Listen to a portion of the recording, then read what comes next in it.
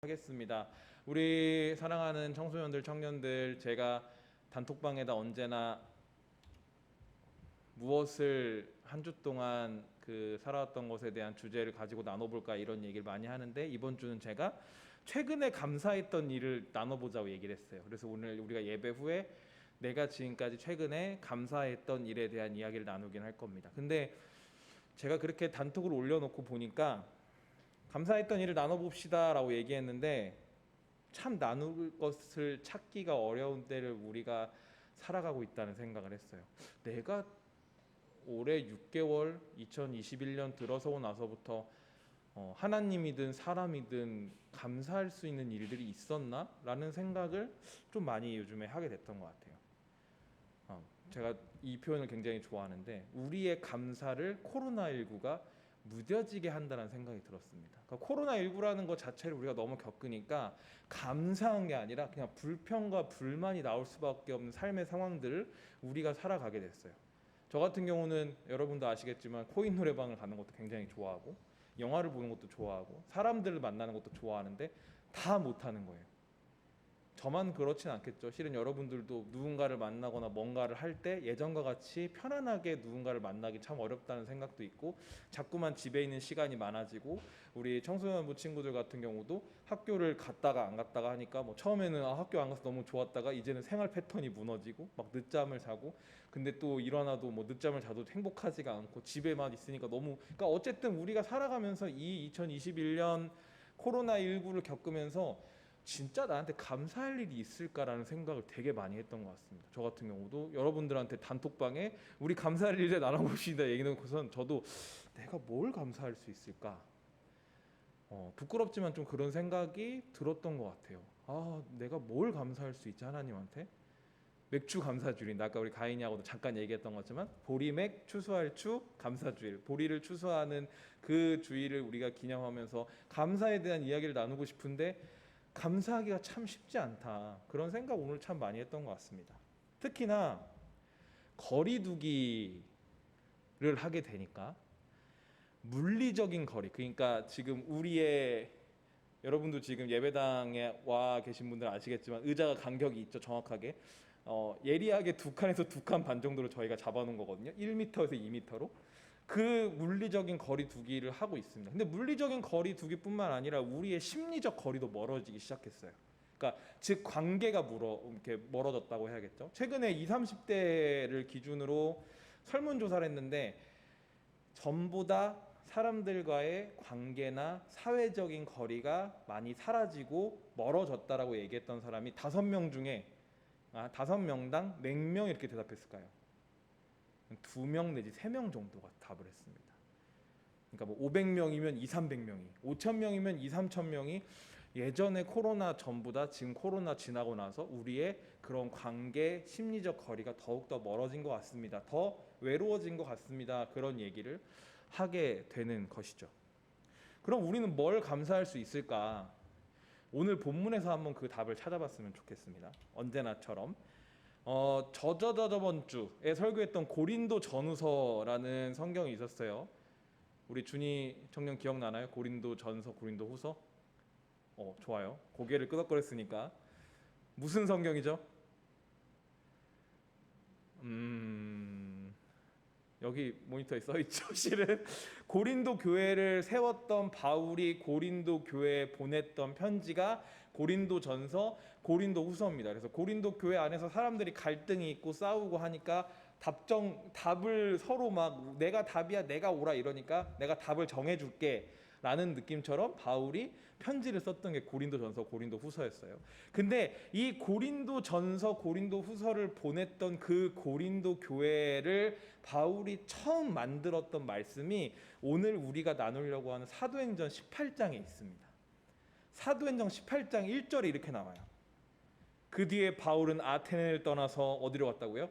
고린도로 갔다. 뭔가 되게 드라마나 영화나 만화의 첫 장면 같지 않나요? 원피스 만화 보면 너희들이 찾는 건 저 바다에 있다 이러면서 갑자기 막 사람들이 배를 타고 나가는 것처럼, 바울도 이 고린도 교회를 하나님의 뜻을 따라 만들기 위해서 고린도 교회 시작을 할 때 이 사도행전 18장 1절처럼 아테네를 떠나서 고린도로 향했다라고 나와요. 고린도는 항구 도시입니다. 항구 도시. 배들이 계속 왔다 갔다 하는 도시예요. 그래서 되게 경제적으로 번화했어요. 근데 아이러니하게도 그렇게 사람들이 많고 번화한 도시들이 생각보다 어쨌든 굉장히 풍기문란한 도시였어요. 그러니까 굉장히 타락했던 도시였습니다.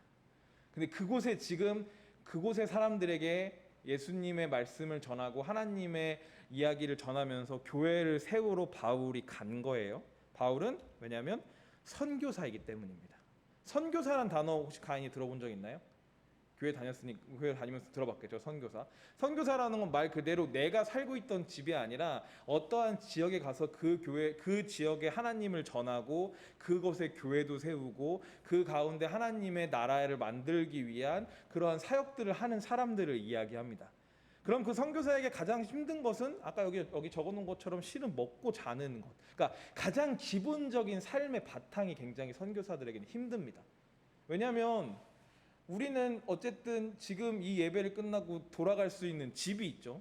근데 선교사들은 집을 떠나서 완전 아무도 모르는 곳, 새로운 곳에 가기 때문에 거기서 어떻게 먹고 어떻게 자고 어떻게 살아야 되는지에 대한 기본적인 것들이 가장 힘들어요. 거기다 고린도는 가장 풍기문란한 도시 중에 하나입니다. 거기에서 이 바울은 교회를 세워야 하는 상황이 됩니다. 바울이 쉽지 않았겠죠. 2절에 이렇게 나옵니다. 거기서 그는, 여기서 바울입니다. 거기서 바울은 본도 태생인 아굴라라는 유대 사람을 만났다. 아굴라는 글라우디오 황제가 모든 유대 사람에게 로마를 떠나라는 칙령을 내렸기 때문에 얼마 전에 그의 아내 브리스길라와 함께 이탈리아에서 온 사람이다. 그 다음에 바울은 그들을 찾아갔는데 라고 나옵니다. 바울이 고린도에 가서 처음 만난 사람이 아굴라라는 유대 사람인 거예요. 그리고 그의 아내 브리스길라. 그러니까 아굴라와 브리스길라 부부를 만납니다. 아굴라와 브리스길라 부부를 만나고 나서 그 다음에 바울이 그들을 찾아갔다고 이야기해요. 그들의 집에 찾아갑니다. 그들의 집에 찾아가니까 어떻게 되냐면 3절에 생업이 서로 같음으로. 여기서 생업은 하는 일이죠. 하는 일이 같은 일이에요. 그게 뭐냐면 여기 나와 있는 것처럼 천막을 만드는 일이었어요. 그래서 바울과 아굴라와 브리스길라는 다 천막을 만드는 일을 했던 사람들이어서 바울이 그들 집에 묵으면서 함께 일을 합니다. 그러니까 우리말로 얘기하면 숙식 제공이 되는 곳에 취업을 한 거예요. 바울이 아굴라랑 브리스길라 집에. 어쨌든 선교를 하려면 먹고 살고 자야 되니까. 그래서 취업을 하게 되는 겁니다. 그러면 취업을 하는 걸로 끝났을까요? 4절 보면 바울은 안식일마다 회당에서 토론을 벌이고 유대 사람과 그리스 사람을 설득하려 하였다고 나옵니다. 기본적으로 먹고 살고 잘 수 있는 곳이 마련된 선교사인 바울은 이제는 아굴라와 브리스길라가 많이 배려해주고 도와주니까 이제는 안식일, 그러니까 우리의 기준으로 따지면 주일날마다 회당에서 토론 벌이고 유대 사람과 그리스 사람들에게 설득, 하나님 나라의 이야기, 예수 그리스도의 말씀을 전하기 시작합니다. 그러니까 만났고 찾아갔고 같이 일하고 살면서 그 아굴라랑 브리스길라 덕분에 안식일마다 자신이 하고자 했던 선교의 사역에 바울이 집중할 수 있었던 것입니다. 아굴라랑 브리스길라는 단순히 직장 동료가 아닌 그 이상을 넘는 바울에게서는 실은 참 감사한 사람이죠. 그렇게 생각할 수 있어요. 바울이 천막 만드는 일을 너무 잘해서 아굴라랑 브리스길라가 살게 해줬을 수도 있잖아요. 이렇게 생각할 수도 있습니다. 하지만 그 당시에 바울이 정말 멀리에서 아무것도 가지지 않고 왔는데 천막을 만들 수 있다는 이유 하나만으로 먹고 자고 함께 살 수 있게 해줬다는 것 자체가 실은 이 아굴라 브리스길라는 바울에게 있어서 굉장히 감사한 사람인 거죠. 바울이 자신의 선교, 자신의 사역을 다할 수 있도록 도움을 줬던 사람들인 것입니다. 그래서 라디오스타 보면 나오죠. 뭐 누구에게 누구란 이런 거 나오죠. 반성현에게 정찬욱 목사란?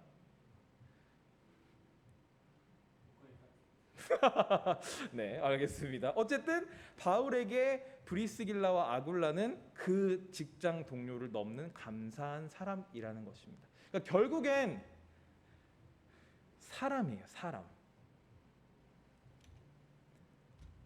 아까도 얘기했듯이 사람들과 관계가 멀어졌다고 말씀드렸습니다. 그런데 아이러니하게도 우리가 사람들과 관계가 멀어지면 멀어질수록 우리는 결국 사람들을 통해서 힘과 위로를 얻습니다. 제 얘기를 잠깐 해보고 싶어요. 여러분도 아시다시피 전 대학원을 다니고 있고 이번 학기 저희 대학원은 물론 다른 학교도 마찬가지겠지만 다 온라인으로 했어요. 다 줌으로.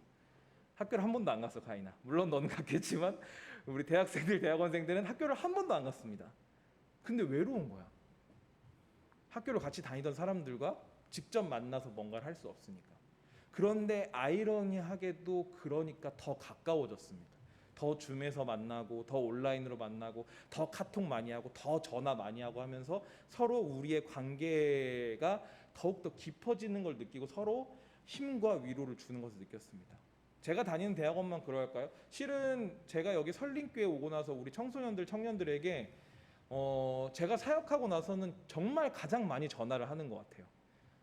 거의 매주 전화를 했던 것 같습니다. 최근에 제가 한 3주 정도 전화를 안 해보고 나서 많이 왔길래 전화를 안 하면 많이 안 오나 보다라고 생각해서 전화를 안 해봤는데 안 오는 거예요. 그래서 전화를 계속 해야 되는 거예요. 그래서 전화를 거의 매주 토요일마다 하고 있어요, 여러분들한테. 근데 처음에는 저도 사람이니까 귀찮았을까요, 안 귀찮았을까요?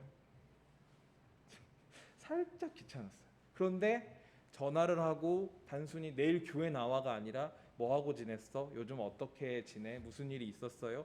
이렇게 전화를 하고 통화를 하고 막 이야기를 나누면서 오히려 제가 위로를 받고 힘이 되는 느낌이었어요. 내 주위엔 그래 사람들이 있구나. 내가 좋아하는 사람들, 나를 좋아해 주는 사람들, 함께 전화해서 웃으며 우리의 삶을 나눌 수 있는 사람들이 있구나. 그리고 주일로도 마찬가지로. 물론 우리가 직접 만나서 우리 아까 준희쌤하고도 밥 먹으면서 그 얘기했지만 직접 만나서 막 이렇게 공간에서 뭔가 이야기를 하면 너무 좋겠지만 그러지 못할지라도 우리가 이렇게 모여서 삶을 나누는 사람들이 있다는 게 얼마나 감사한지 저는 느끼게 됩니다. 그러니까 결국엔 감사할 일이 없으나 우리 주위에 감사할 사람들은 많이 있다라는 거죠. 그 감사한 사람이 실은 어떻게 보면 제가 이 설교를 준비하면서 이 맥주감사주일에 하나님께서 주신 감사의 내용은 아닌가라는 생각이 첫 번째로 들었어요. 더 나아가서는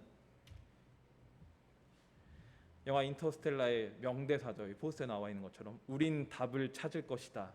늘 그랬듯이 라는 말처럼 우리는 언젠가 그 답을 찾아낼 것, 그 감사를 찾아낼 것이라고 저는 생각합니다.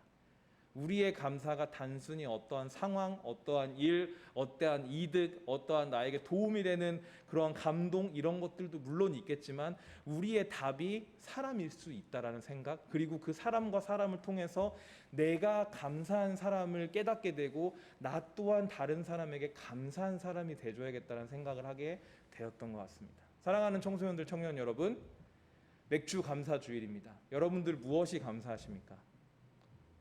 저는 여러분들에게 감사합니다.